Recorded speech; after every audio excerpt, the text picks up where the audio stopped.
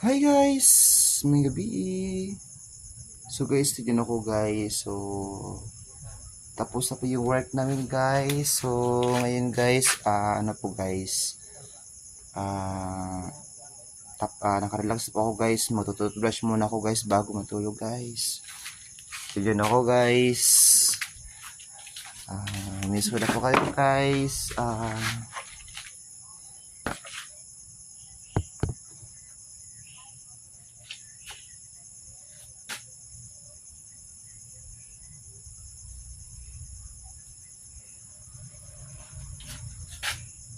Tignan ako guys.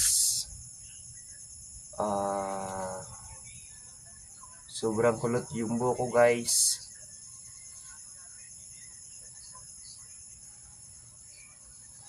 Thank you guys.